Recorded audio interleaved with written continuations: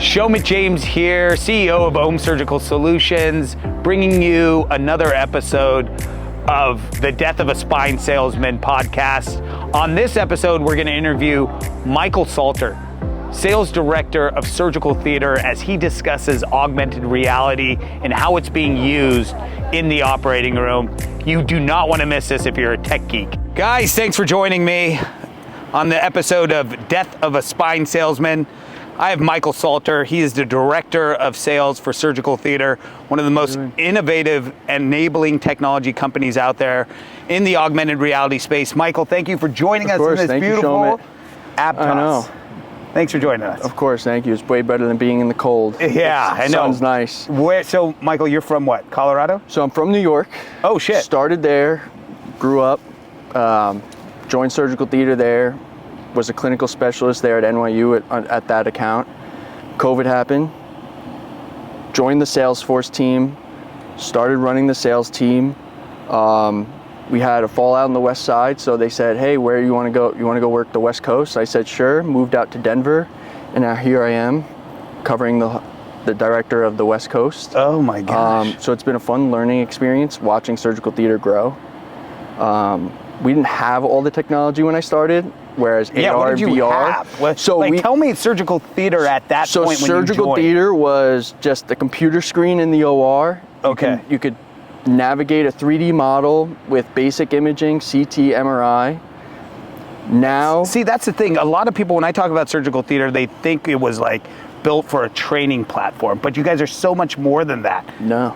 I mean, talk me through the evolution. The evolution, we compiled 3 images. You either get a T2, T1, and a CT, and you make an image and you're gonna show it to the patient, bring it into the OR, and be able to see everything you planned with the patient inside the OR. And then as AR and VR started to get more advanced, we created our Sync AR for cranial, which allowed you to now overlay that 3D model in an AR fashion on the brain. Fast forward 2-3 more years, and with the AR headsets now, we're able to do that on the spine. And as things just kept getting better and better, we progressed from adding 2 images, 3 images, 4 images, now up to 8 different type of modalities. So it's like, as long as you can scan it, we can image it. And it really changed the game of, hey, what can I visualize? We're always used to scrolling in DICOM, and it's like, okay, I'm used to these 3 planes, right? Now you can see in every plane. There is nothing off limits. You have full 3-dimensional viewing, 360 degrees. Wow. Can you talk me through a cranial case that kind of stood out that you were a part of, maybe, you know? Yeah, a big thing I always come back to is like being able to, improve a workflow, help the surgeon create something that's going to work time and time again. And a big thing that I always found was like especially with like moyamoya disease in the cranial space and doing vascular bypass, it's so difficult to find a recipient on the MCA branch, and you're like, where am I going to attach this STA branch? And with surgical theater, because you can fly inside the skull, you can follow all those vascular structures and find the best recipient that would be difficult to see on a DICOM because it's so small from the disease. So that I did that first case with one of my surgeons, and now it became a standard workflow of like, we're gonna use surgical theater for this because I can find the best recipient that I know how. Gosh, it's so exciting. I did. Even you talking about it, I'm freaking getting all motivated. I mean, that's kind of why Ohm Surgical and myself really, were enamored with the technology and exactly what you're doing. I think we got to highlight the team, because everyone on your team is some of the brightest and best I've seen in this space, and you included. And so that's one component.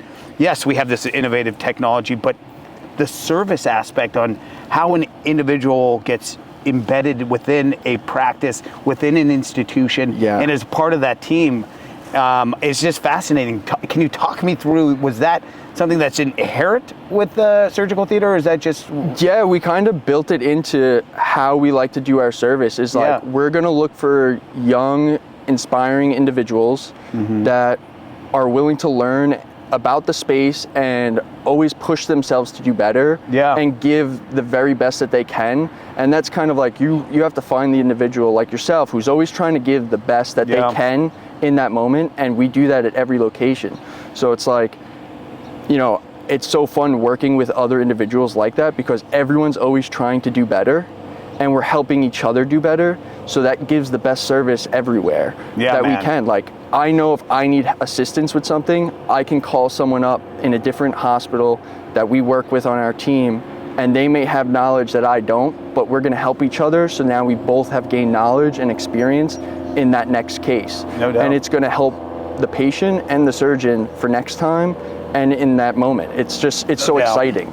Well, you know this, right? So my mother was a surgical theater patient, right? And Emma so beautifully illustrated her surgery, and Dr. Maziar Kalani, my really good friend, a man that I love.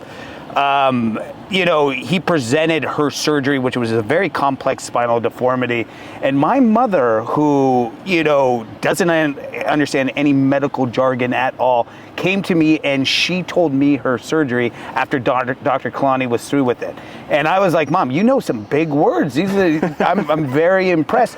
But, it was one of the reasons why she selected the Mayo, why she entrusted in Dr. Kalani and Dr. Patel and everyone on the Mayo team. And so that is one thing I don't think the community understands, that aspect of surgical theater. Can you talk through that one? The patient education, illustrating what is going on with their anatomy. Like you said, most people who are outside of the medical field have bare minimal knowledge of what actual anatomy looks like. Yeah. And now being able to view their own anatomy in 3D simplifies the conversation where everyone can understand and be on the same page, so they feel involved in their medical decision, right? She understands everything that's going to happen because it's been illustrated to her in a way that she can understand. Not 100%. As if a surgeon's talking to another surgeon, but if a surgeon is teaching the patient on how to be what he does as a surgeon. Mm-hmm. He's teaching her his workflow, so she understands, hey, this is what surgery is, this is what anatomy is, I understand, I agree, let's do it. You're building that trust of knowledge. Yeah, I couldn't agree more. I'm going to wrap it up, but where do you see the future of surgical theater going?